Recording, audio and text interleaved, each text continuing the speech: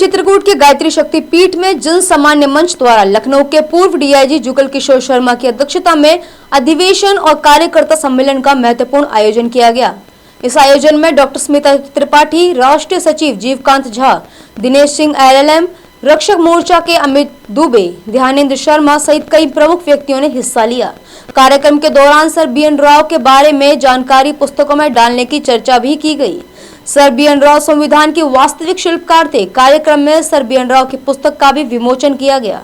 इसके अलावा मध्य प्रदेश के मुख्यमंत्री मोहन यादव द्वारा घोषित OBC 27% आरक्षण को लेकर संपूर्ण मध्य प्रदेश में महान आंदोलन होने की चर्चा की गई। इस कार्यक्रम में कई प्रदेशों के लोग सम्मिलित हुए और सैकड़ों की संख्या में कार्यकर्ता उपस्थित हुए। सभी ने एक हिंदुत्व की ऊर्जा दिखा दी और उन्होंने कहा कि झूठ की दुकान अब नहीं चलेगी। मैं श्री राम लिखता हूँ, मैं वेदों की महिमा, मैं गीता का ज्ञान लिखता हूँ, मैं आर्यवर्त की संस्कृति, मैं गंगा यमुना सरस्वती, मैं गौतम और नानक का मानवता को वरदान लिखता हूँ, मैं गांधी और विवेकानंद को दुनिया का प्रणाम लिखता हूँ, मैं हिंदी हूँ, मैं आसमान में हिंदुस्तान लिखता हूँ। मेरा नाम धीरज शुक्ला है। मैं जनपद औरैया से इस चित्रकूट की धरती पर आया हूँ। आज इस जन सामान्य मंच के माध्यम से जो यहाँ आज चर्चाएं हुई, लोगों ने सारे विषयों पर अपनी अपनी मुख्य वक्ताओं ने बात रखी। बड़ा ही अच्छा प्लेटफॉर्म आदरणीय जन सामान्य मंच के माननीय राष्ट्रीय अध्यक्ष जुगल किशोर जी ने दिया। किंतु क्या है कि समाज में इतनी भ्रांतियाँ हो चुकी हैं कि हम हर विषय को लेकर अपनी बात नहीं रख सकते। हमें कुछ प्रमुख बिंदुओं पर ही अपना ध्यान केंद्रित करना पड़ेगा। दूसरा, गिव एंड टेक का फार्मूला है। हम लोगों ने प्रकृति का इतना दोहन कर लिया है कि ये निश्चित है कि ये प्रकृति हमें वही वापस करेगी।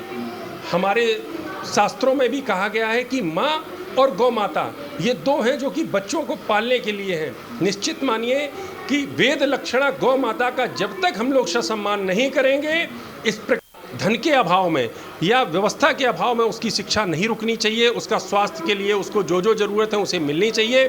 बाकी जो भी व्यक्ति पात्र है उसी को कार्य करने के लिए मिलना चाहिए।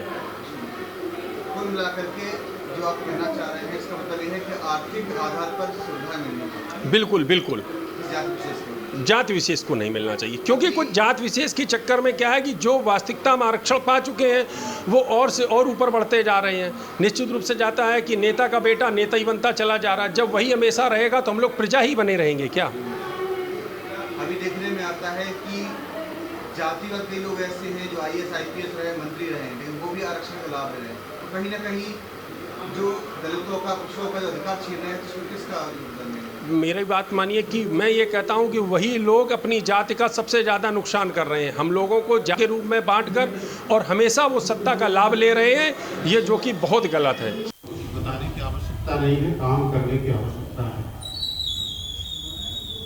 संविधान निर्माता BN राव साहब के संबंध में दिनेश सिंह जी ने विस्तार से आपसे चर्चा की। पुस्तिका भी आप सब लोगों को मिलेगी। वो एक उदाहरण है कि किस तरह से राजनीति संसद में करके जो वास्तव में हमारे नायक हैं उनके साथ भेदभाव करके, अगर ऐसे व्यक्ति के साथ भेदभाव किया जा सकता है और सिर्फ वोट के लिए और समाज के विखंडन के लिए, तो आप परिकल्पना कर सकते हैं।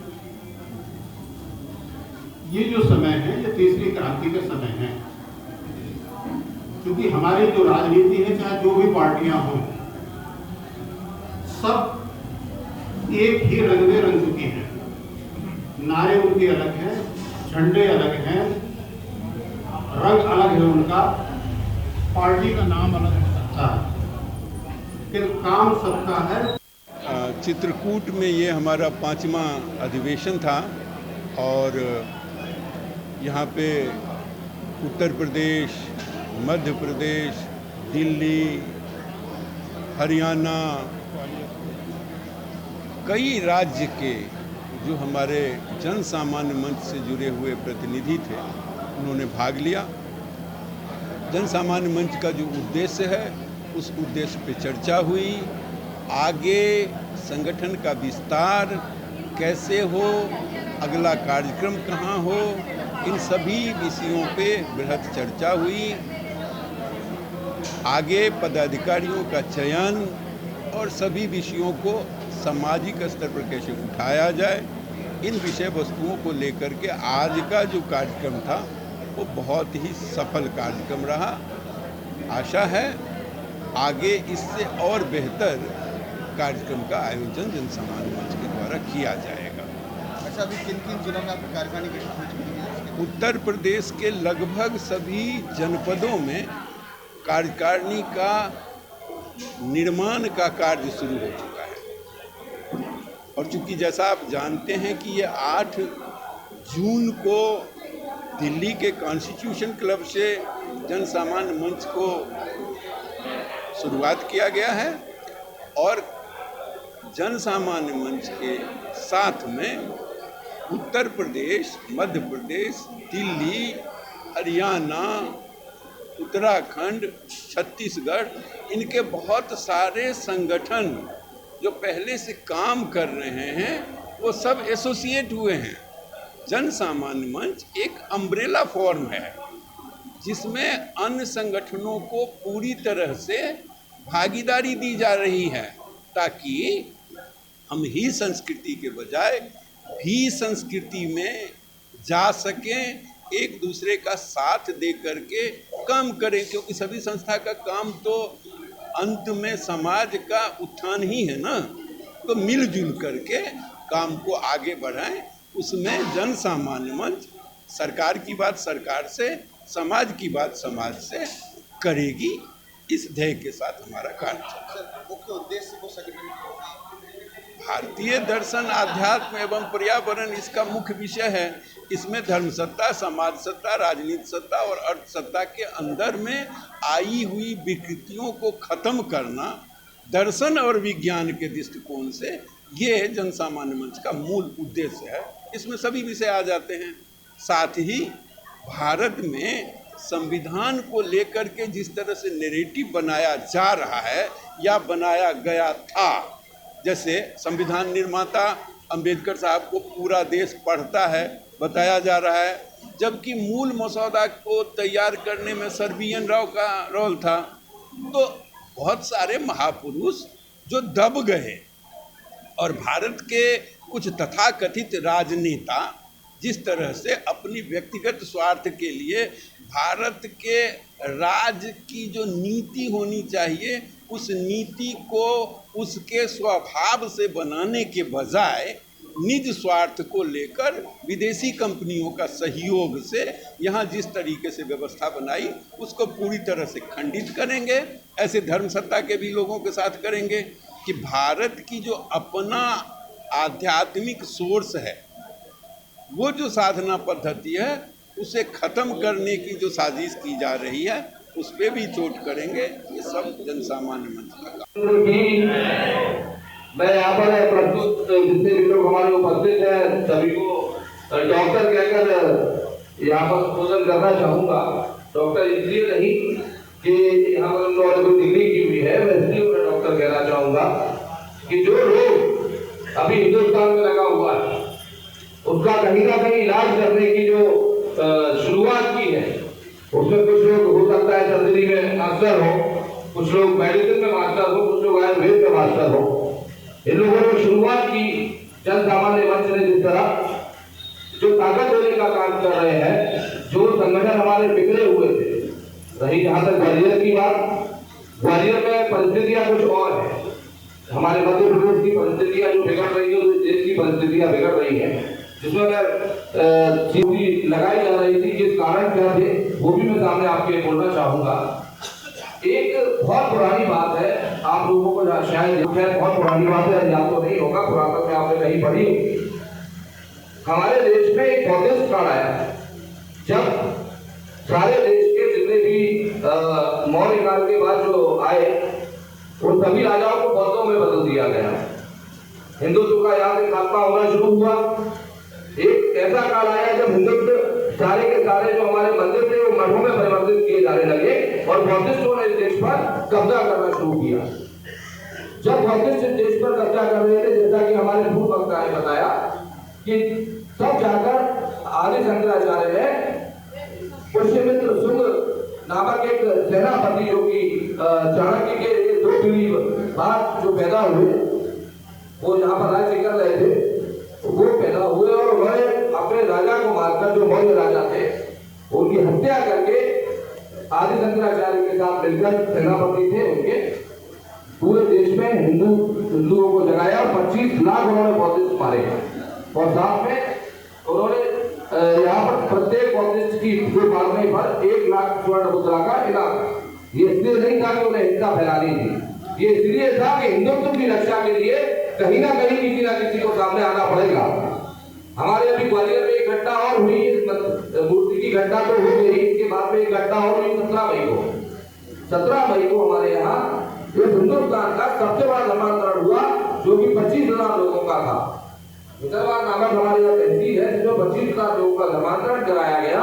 उन्हें कसम खिलाई गई कि ना तो आप ब्रह्मा को मानेंगे, ना विष्णु को मानेंगे, ना राम को मानेंगे, आप किसी देवी देवता को नहीं मानेंगे। और तब तरह तरह की गालियां वहां पर दी गई हमारे देवी देवताओं को।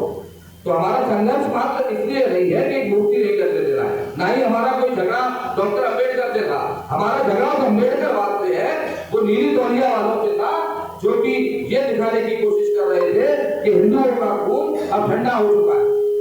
हमारी लड़ाई वहां उन लोगों से है जो लोग ये दिखाने की कोशिश कर रहे हैं कि हिंदू हमारे यहाँ किसी काबिल नहीं बचा, वो हमसे लड़ नहीं सकता, वो हमारे विनय को कहीं ना कहीं ये सोचकर चल रहा है कि हमारा ये विनय नहीं है, ये हमारा भय है।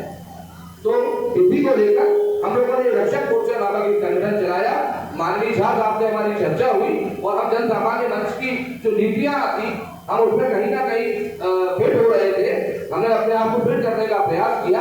हमने चर्चा की कि भाई आप लोग बड़े स्तर पर इसे कर रहे हैं, हम लोग क्षेत्र के हिसाब से ज्यादा इस लड़ाई को इस तरह से नहीं लड़ सकते, हमें इसको बढ़ाना होगा, व्यापक रूप देना होगा, हिंदुत्व को बचाना है। और अगर हिंदुस्तान को बचाना है, क्योंकि आपको याद होगा 1934 में आपके डॉक्टर भीमराव अम्बेडकर ने कहा था कि अगर 12वें सम्मेलन में 1932 में कहा था कि हमें एक अलग से पूरा का पूरा राष्ट्र दिया जाए। जो हमारे यहाँ विभाजन की बात हुई, सबसे पहले करने वाले व्यक्ति थे और उन्हीं की मानसिकता पर चलते हुए आगे मुस्लिम लीग ने हिंदुस्तान का बंटवारा किया, 2 टुकड़े किए। उन्हीं ने वहां पर ये कहा कि अगर हम दलितों को रहना है, हमें दलितास्तान बनाकर दिया जाए। तो मैं इस तरह की सोच रखने वाले अम्बेडकरवाद का हम लोग विरोध करते हैं और इसी के रूप में हम लोग आगे बढ़ रहे हैं। और जो अभी 27% आरक्षण की घोषणा हमारे यहाँ मौर्य यादव जी ने की है, उसको लेकर अभी हम लोग आंदोलन करने वाले हैं। जन सामान्य मंच का सहयोग हमें मिलने की आशा है और इसी आशा के साथ मैं अपनी वाणी को विराम दूंगा। जय हिंद, जय भारत। मुसलमान नामक हमारे यहाँ तहसील है, जिसमें 25,000 लोगों का धर्मांतरण कराया गया। उन्हें कसम खिलाई गई कि ना तो आप ब्रह्मा को मानेंगे, ना विष्णु को मानेंगे, ना राम को मानेंगे, आप किसी देवी देवता को नहीं मानेंगे। और तब तरह तरह की गालियां वहां पर दी गई हमारे देवी देवताओं को। तो हमारा संघर्ष मात्र इसलिए नहीं है कि मूर्ति नहीं लगने देना, ना ही हमारा कोई झगड़ा डॉक्टर अम्बेडकर से था। हमारा झगड़ा अम्बेडकर वास्ते है, वो नीली तौलिया वालों से था, जो कि ये दिखाने की कोशिश कर रहे थे कि हिंदुओं का खून अब ठंडा हो चुका है। हमारी लड़ाई वहां उन लोगों से है जो लोग ये दिखाने की कोशिश कर रहे हैं कि हिंदू हमारे यहाँ किसी काबिल नहीं बचा, वो हमसे लड़ नहीं सकता, वो हमारे विनय को कहीं ना कहीं ये सोचकर चल रहा है कि हमारा ये विनय नहीं है, ये हमारा भय है। तो इसी को लेकर हम लोगों ने रक्षक मोर्चा नामक एक संगठन चलाया। माननीय झा साहब से हमारी चर्चा हुई और हम जन सामान्य मंच की जो नीतियां आती, हम उसमें कहीं ना कहीं फिट हो रहे थे। हमने अपने आप को फिट करने का प्रयास किया। हमने चर्चा की कि भाई आप लोग बड़े स्तर पर इसे कर रहे हैं, हम लोग क्षेत्र के हिसाब से ज्यादा इस लड़ाई को इस तरह से नहीं लड़ सकते, हमें इसको बढ़ाना होगा, व्यापक रूप देना होगा, हिंदुत्व को बचाना है। और अगर हिंदुस्तान को बचाना है, क्योंकि आपको याद होगा 1934 में आपके डॉक्टर भीमराव अम्बेडकर ने कहा था कि अगर 12वें सम्मेलन में 1932 में कहा था कि हमें एक अलग से पूरा का पूरा राष्ट्र दिया जाए। जो हमारे यहाँ विभाजन की बात हुई, सबसे पहले करने वाले व्यक्ति थे और उन्हीं की मानसिकता पर चलते हुए आगे मुस्लिम लीग ने हिंदुस्तान का बंटवारा